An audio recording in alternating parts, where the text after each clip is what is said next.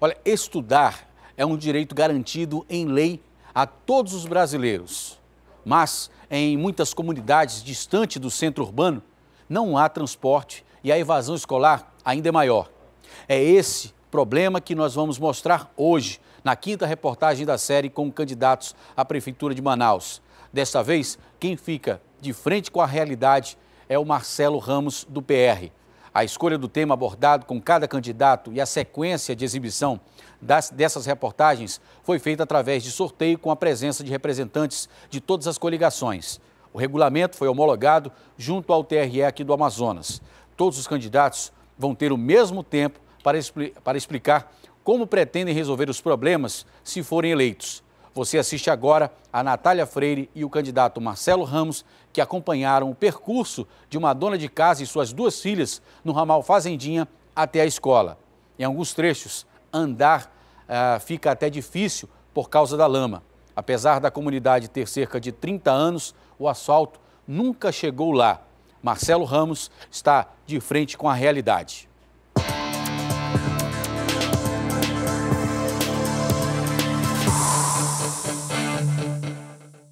Hoje nós estamos no ramal Fazendinha, um braço do ramal do Ipiranga, na zona leste de Manaus.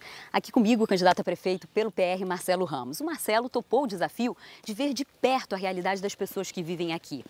Apesar de ser uma área com sítios, o ramal ser de barro, aqui não é mais considerado pelos órgãos públicos uma zona rural.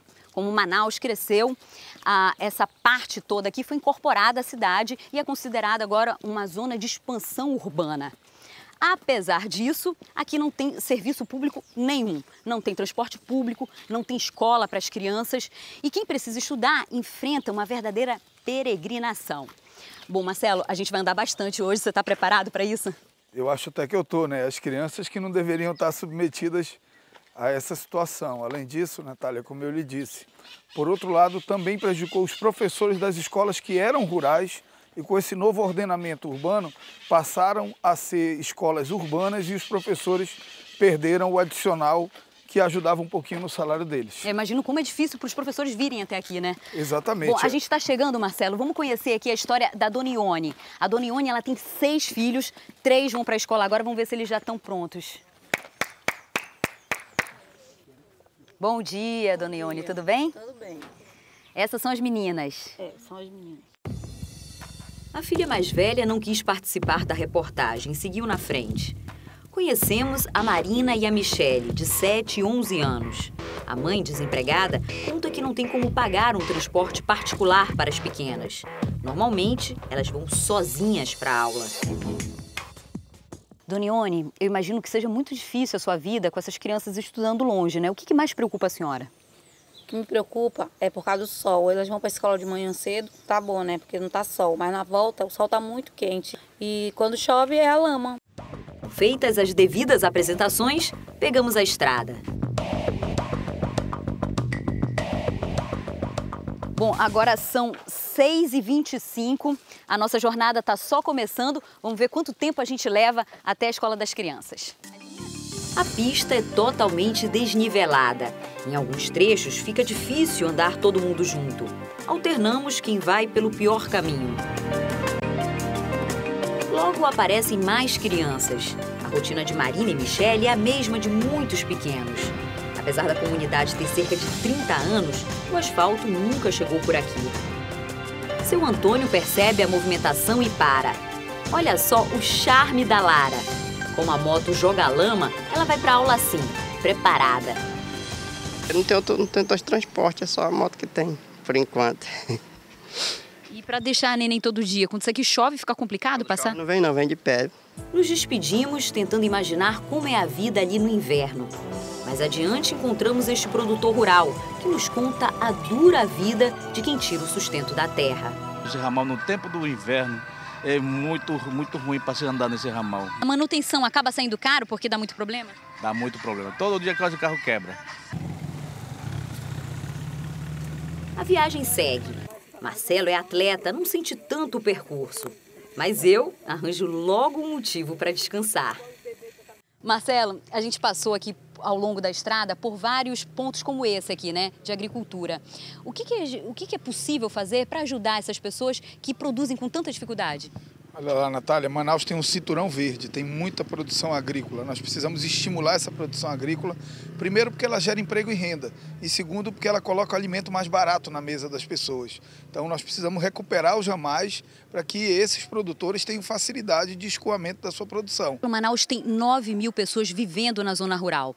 Se a gente considerar situações como essa, áreas de expansão urbana, esse número é muito maior.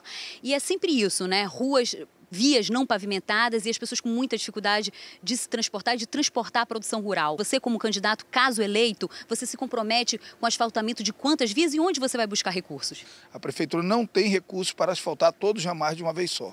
Nós vamos identificar os ramais onde há maior produção e iniciar o processo de recuperação desses ramais. O Ipiranga tem uma grande produção de alface, nós estamos vendo aqui. O ramal do Brasileirinho também tem grande produção. Então nós vamos valorizar onde há maior produção e nos 4 anos garantir que todas essas áreas sejam recuperadas. Manaus tem 87 escolas na zona rural. A gente vê que esse número é insuficiente, né? Já que tem crianças precisando vir de tão longe para estudar. É possível ampliar esse número? É possível ampliar o número, mas é possível, acima de tudo, entender que as áreas de expansão urbana, que deixaram de ser área rural, elas precisam ainda de um atendimento diferenciado. Elas precisam de um período de transição, para não correr o risco de acontecer o que acontece com a Marina e com a Michele, que hoje moram numa área que não é considerada rural, mas que são obrigadas a caminhar, já que não há transporte público e não há asfalto, na lama, até chegar à porta da escola. Depois da pausa, o jeito é se apressar. As meninas precisam chegar na escola até 7h20. Mas mal colocamos o pé na estrada e já somos parados por outro morador da comunidade. Val acabou de deixar os filhos no colégio e faz questão de nos contar o que passa todos os dias. Como é que você faz para carregar 3 crianças nessa bicicleta? Tem que se rebolar nos 30, né? Porque ele não pode faltar aula, né? Quantos anos eles têm? Uma de 7, uma de 5 e uma de 9. Ué, não são tão pequenas assim, como é que você faz? A maior vai na frente, né? E as 2 vão atrás, né? Val, e aqui vocês se sentem abandonados? Com certeza, a gente se sente abandonado. Fizemos essa lixeira aqui para poder coletar nosso lixo, né?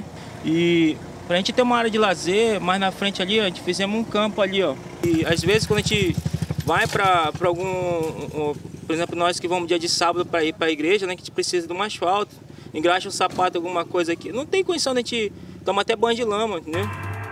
Seguimos ainda mais apressados. Marina e Michele confirmam o que Val disse. As meninas estavam se queixando que os tênis aqui não duram nada, né? De quanto em quanto tempo a senhora precisa renovar os sapatos das meninas? Se for fazer gosto mesmo, de todo mês tem que comprar um tênis novo, uma sapatilha, porque vai, quando tem que lavar. A Michele lava todo dia o dela, se puder. De fato, o caminho não é fácil. Mas, depois de alguns minutos, finalmente chegou o asfalto. Não é o melhor asfalto, mas já melhora bastante aqui as condições de tráfego. Agora, o detalhe é que a gente já está chegando perto da escola. Entramos pela comunidade Cidade Alta, na 4ª etapa do Jorge Teixeira. O desafio agora é encontrar espaço nas calçadas, quando tem calçada. Donione diz que aquele é o trecho mais perigoso. Porque a Marina, ela não presta muita atenção. Aí eu mando a Michele segurar a mão dela, né, para ela não vir para a rua. Mas às vezes a Michele se distrai e ela vai sozinha andando na beira da rua. E é preocupante, né? Michele, a mais velha, conta que isso não é nada. A insegurança no percurso até a escola faz com que muitas crianças abandonem os estudos. Foi o caso de uma amiga dela. Estava na 4ª série, quase na metade, ela desistiu e não voltou mais. Ela tinha 3 irmãs, 2 estudavam no Roberto Vieira, ela estudava lá onde eu estudo. As 3 desistiram. Isso é triste, né, Michele? É. E quando ela cresce, ela não consegue emprego. Apertamos o passo. Está quase na hora do portão da escola fechar. Bom, finalmente chegamos. Agora são 7h15. A gente deu umas paradas rápidas, mas de fato é isso. É quase 1 hora de caminhada que essas crianças levam até aqui a escola. Vamos mostrar como é que a gente chegou? Olha, Mauro, mostra aqui, ó. Eu toda suja, o sapato. O meu sapato não era zerado, mas era um sapato novo, né, ainda. Olha aí a situação do sapato. Meninas, vou mostrar os pés de vocês também, ó. Todo mundo sujo de barro. O que foi, Dona Ione, que a senhora falou? Eu acabei de saber que não vai ter aula para Marina. Não vai ter, ela vai ter que voltar andando de novo. Depois dessa caminhada toda, vai ter que voltar? Depois dessa caminhada toda. Vou ter que voltar com ela de novo. E qual é a explicação? Nenhuma, não avisaram. Vários pais se revoltam. Eles contam que a falta de professores e outros problemas, alguns deles injustificáveis, são comuns ali. Você imagina um pai ou uma mãe que precisa trabalhar, que veio aqui para deixar o filho na escola e sair daqui para o trabalho, e que agora vai ter que reprogramar toda a sua vida, talvez faltar ao trabalho, ou talvez até ter que deixar a criança sozinho em casa. O compromisso é de que vai ter aula. Esse tem que ser o compromisso principal. As escolas têm que ter professores substitutos, ou tem que ter atividades paradidáticas, atividades pedagógicas, para ocupar as crianças quando o professor falta por um exame médico, por alguma questão inadiável. Queria que você contasse de que forma essa experiência te tocou. Ela te acrescentou de alguma forma como candidato? Não, ela me toca muito como candidato e como cidadão.